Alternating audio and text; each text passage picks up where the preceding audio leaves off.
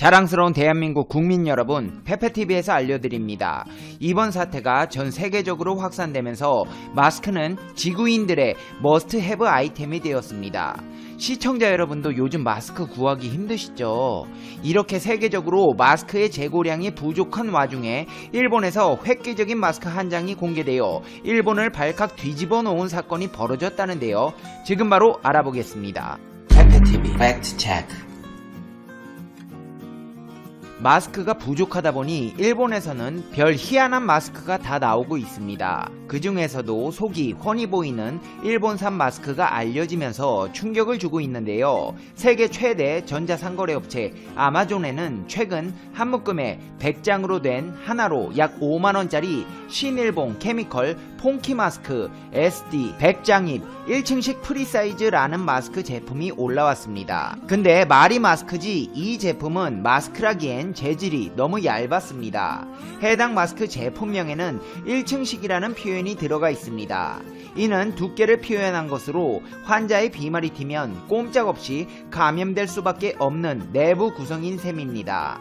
실제로 이 제품을 구입한 구매자들은 안 쓰느니만 못하는 제품이다, 어떻게 이따위로 마스크를 만드는 것이냐며 불만을 토로하고 있습니다. 마스크는 외부의 해로운 공기로부터 보호하기 위해서나 호흡기를 외부와 물리적으로 차단하여 공기 중에 떠다니는 바이러스가 붙은 비말들을 걸러주는 기능을 합니다. 근데 이 마스크는 이 모든 기능을 배제하고 새로운 기능을 추가시켰습니다. 마스크를 착용해도 얼굴에 표정이 다 드러나는 것인데요. 실제로 이 마스크를 착용한 이들은 이 마스크를 쓰면 소리를 내지 않아도 입모양을 통해 무슨 말을 하는지 다 보인다며 덕분에 회사에서 인기 스타가 됐다는 후일담을 늘어놓기도 했습니다. 이 구매자들도 이 마스크를 사고 싶어서 산 게 아닙니다.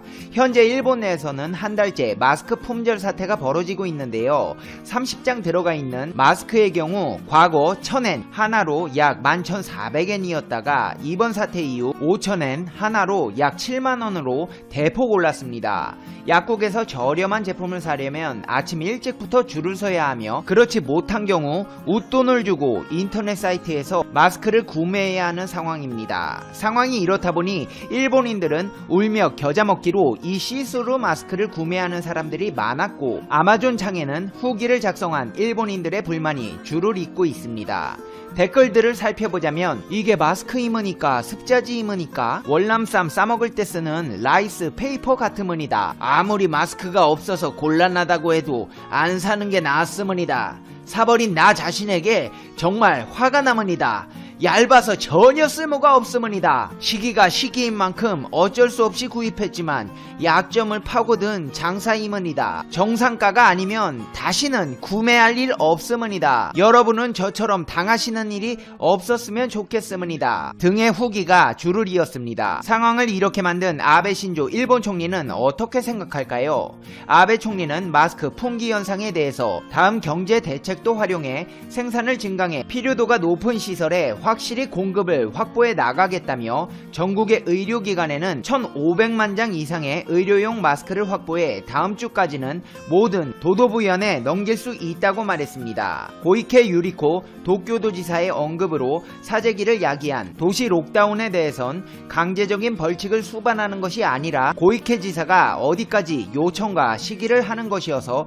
그 안에서 협력을 해야 한다고 말했습니다. 이 말을 한마디로 정리해보자면 해결책이라기보다 그냥 의식의 흐름대로 아무렇게나 말하고 있는 것입니다. 아베 신조 일본 총리는 항상 그래왔습니다. 처음 사태가 발생했을 때도 괜찮다, 일본은 잘하고 있다, 책임지지도 못할 말들로 국민들을 안심시켰고 상황이 이렇게 됐음에도 마치 이 일본의 시스루 마스크와 같이 습자지 같은 방역 체계를 세계 최고의 시스템이라 칭하며 자화자찬하기에 바쁩니다. 페페TV 시청자 여러분은 어떻게 생각하세요? G7은 그룹 오브 세븐의 줄임말로 세계 주요 7개국 모임입니다. 세계 경제가 나아가야 할 방향과 각국 사이의 경제 정책에 대한 협조 및 조정에 관한 문제를 논의하기 위해서 결성되었죠. 현재 미국, 영국, 프랑스, 독일, 이탈리아, 캐나다, 일본이 회원국입니다. 아직 한국은 가입하지 못했습니다. 한국이 향후 가입할 수 있을까요? 네, 가능성이 매우 높습니다. 아마도 내년 G7 정상회의가 분수령이 되지 않을까 합니다. 내년 G7 정상회의에 한국이 게스트 국가로 공식 초청되었습니다. 지난 15일 로이터 통신 등 다수의 글로벌 언론이 이 소식을 전했습니다. 내년 G7 의장국은 영국입니다. 영국 총리실은 보리스 존슨 총리의 내년 1월 인도 방문 사실을 전하며 이런 계획을 내놓았습니다. 존슨 총리는 인도를 방문해 나렌드라 모디 총리를 만나 내년 G7 정상회의에 게스트 국가로 초대할 것이라고 했습니다. 또한 인도와 함께 한국과 호주에도 초대장을 보낼 것이라고 밝혔죠. 참고로 G7 회의를 개최하는 의장국은 G7의 국가를 참관국으로 초청할 수 있습니다. 영국 총리실이 한국과 인도, 호주를 게스트 국가로 초청한 이유는 무엇일까요? 총리실은 이렇게 밝혔습니다. 영국 총리실은 공유된 이익을 증진하고 같은 도전 과제에 대응하기 위해 생각이 같은 민주주의 국가들과 협력하기를 원한다. 영국 가디언지에 따르면 영국 총리 관저는 이러한 내용을 담은 서면 초청장을 작성 완료해 발송했으며 전화통화도 마쳤다고 합니다. 지난 10일 청와대 대변인 역시 이 사실을 알렸죠. 문 대통령은 적극 협력 의사를 밝혔습니다. 네, 초청에 응하겠다는 것입니다. 청와대 측은 영국 총리의 G7 초청에 대해 국제사회에서 대한민국의 위상을 확인하는 의미가 있다고 했습니다. 그런데 가디언은 이어서 중요한 메시지를 전달했습니다. 언론은 이번 초청이 민주주의 10개국 D7 구상과 맞물려 있다고 설명했습니다. 미 국무부는 이미 2008년부터 G7을 확대해 D7 체제를 만드는 계획을 검토해왔습니다. 앞서 도널드 트럼프 미국 대통령은 올해 G7 정상회의에 한국과 호주, 러시아, 인도, 브라질을 초청하고 싶다고 밝혔었죠. 당시 트럼프 대통령은 G7이 구식의 국가 그룹이라는 입장을 강력히 피력하며 G7을 G11이나 G12로 확대하는 개편론에 불을 붙였습니다. 그리고 자신의 의지를 강력하게 밀어붙이려고 했죠. 하지만 코로나19 대유행으로 올해 G7 정상회의는 열리지 않았고 자연히 문재인 대통령도 참석하지 못했습니다. 결론 역시 나지 않았죠. 당시 G7 확대 개편 구상과 관련해 독일과 캐나다 등이 러시아의 참여에 반대 입장을 표명하기도 했습니다. 러시아는 원래 G8 회원국이었지만 2014년 우크라이나 크림반도 병합 이후 다른 회원국들의 반발로 G8에서 제외되었습니다. 이후 G8은 G7으로 환원된 상태입니다. 일본의 경우 한국이 G7 확대 개편에 참여하는 것을 꺼리고 있습니다. 그 이유가 대단히 이기적입니다. 일본이 한국의 참여를 반대하는 이유는 현재 G7에 일본이 아시아 국가로는 유일하게 참여하고 있기 때문입니다. 아시아의 중심이 자신들이라고 믿고 있는 것이죠.